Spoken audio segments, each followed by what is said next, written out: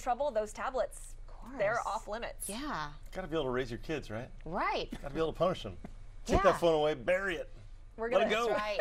Throw it in the river. All right, kick off the rush block for I didn't get a phone till I was 17. All right, let's talk about it. 91 degrees at noon today, 93 by the afternoon. 40% chance for rain, so rain chances on the increase today. Moisture coming from the Gulf and the Pacific, both tropical sources, and a cold front adding to a party this weekend in the weather department, and that is going to be one featuring periodic heavy downpours. Already clouds on the increase, and I've spotted a thunderstorm in Matagorda County.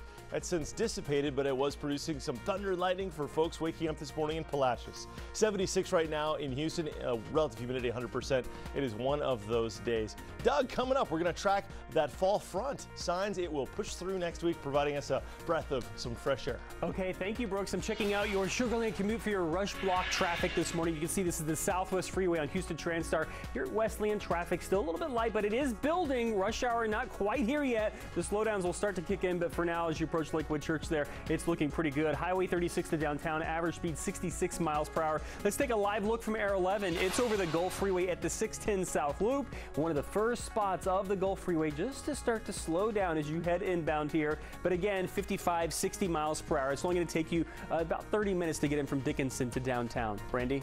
Thank you, Doug. Our rush block continues with Michelle Choi, who's live at the University of Houston. A former pledge now suing a campus fraternity. Michelle, what's the story there?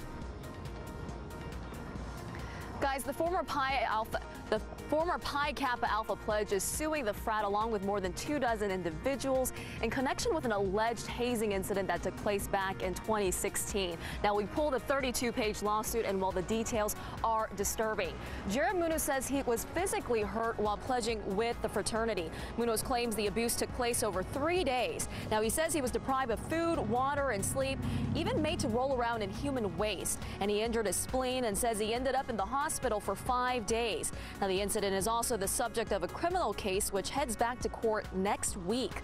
Last year, U of H suspended the Houston chapter for 5 years following their own investigation. Now, Munoz is seeking $1 million in damages. We have also reached out to the fraternity for comment, but have not yet heard back. Guys, back to you. All right, Michelle, thank you very much. Your rush block continues with the day's other big stories, starting with an investigation into 2 separate plane crashes in Fort Bend County. The pilots of a DEA surveillance plane say the engine failed. They crashed on a busy street in Sugar Land, hitting several cars and injuring 3 people. A few hours later, another small plane went off the runway in Arcola. No one was hurt in that crash. The Fort Bend County Republican Party is apologizing for a campaign ad using the Hindu deity Lord Ganesh.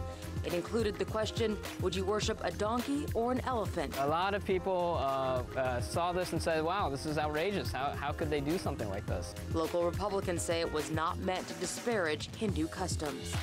Investigators are looking for more potential victims of a Conroe priest. Yesterday, they raided a Splendora religious center where Father Manuel Rosa Lopez and other priests were sent for treatment. They go through a 2-week evaluation that involves a physical, interview, psychological, and spiritual assessments. People who live nearby are starting a petition to keep priests accused of abuse out of their neighborhoods.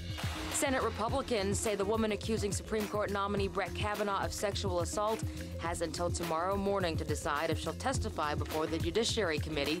Christine Blasey Ford wants the FBI to investigate first. And that is your rush block. Let us know what's happening in your world. Just tweet us using the hashtag HTownRush.